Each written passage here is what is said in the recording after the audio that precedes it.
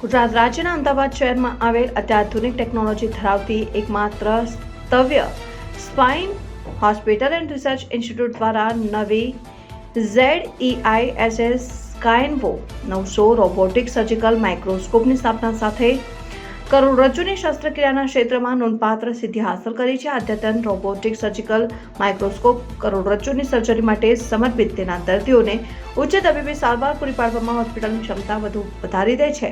સર્જનો દ્વારા ઉપયોગમાં લેવાતી આ અત્યાધુનિક તકનીક કરોડરજ્જુની તકલીફ ધરાવતા દર્દીઓ પર કરવામાં આવતી કાર્યપ્રણાલીને સર્જિકલ ક્ષેત્રમાં એક ચોક્કસ સ્થાન પર ધ્યાન કેન્દ્રિત કરવાની ક્ષમતા આપે છે અને ધ્યાન ગુમાવ્યા વિના માઇક્રોસ્કોપને ગોળાકાર રીતે વિના પ્રયત્ને સરળતાથી ખસેડી શકાય છે.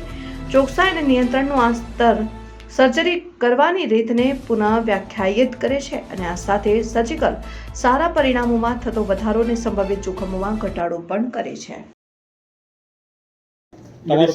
પરિચય સર આપ. નમસ્કાર, મારું નામ ડૉક્ટર મિરાંત દવે છે. હું રોબોટિક્સ સર્જરીમાં ટ્રેન્ડ છું અને સ્પેસિફિકલી સ્પાઇન રોબોટિક્સમાં. હવે રોબોટિક સર્જરી પહેલાં કરતાં કેમ સારી? તો પેશન્ટ વહેલું ઘરે જઈ શકે છે કારણ કે કાણામાંથી સર્જરી થાય છે. રિકવરી જલ્દી આવે છે કારણ કે વાડકાપ ઓછી થાય છે. લોહી ઓછું વહે એટલે બ્લીડિંગ ઓછું થાય, એના કારણે પેશન્ટને ઘણો બધો ફાયદો થાય.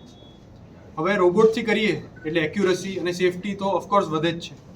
એટલે આ બધા કારણોસર પહેલાં જે સર્જરી થતી હતી એના કરતાં રોબોટિક વધારે સારી છે. કોસ્ટ ડિફરન્સ, એના કોસ્ટમાં ઘણો બધો ડિફરન્સ પડે કારણ કે આ બધી ટેકનોલોજી બનતી હોય જર્મનીમાં, યુએસમાં, એટલે ત્યાંથી આપણે ઇમ્પોર્ટ કરવી પડે. એટલે એના કારણે કોસ્ટમાં થોડો ઘણો ડિફરન્સ પડે, પણ અમારી હોસ્પિટલમાં સ્તવ્યમાં એટલો બધો ડિફરન્સ પડતો નથી. અત્યારે જે છે ઇન્ડિયામાં ફર્સ્ટ ટાઈમ લાવી રહ્યા છો કે કેવી રીતે? એટલે વેસ્ટર્ન ઇન્ડિયામાં આ પહેલું છે અને ગુજરાતમાં પહેલું છે.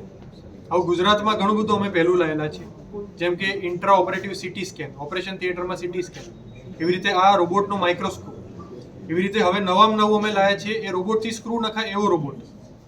આ બધી વસ્તુઓ જે અમારી પાસે આવી છે એના કારણે રોબોટ અને એઆઈથી અમે ઘણું બધું સારું રિઝલ્ટ પેશન્ટોને આપી શકીએ છીએ.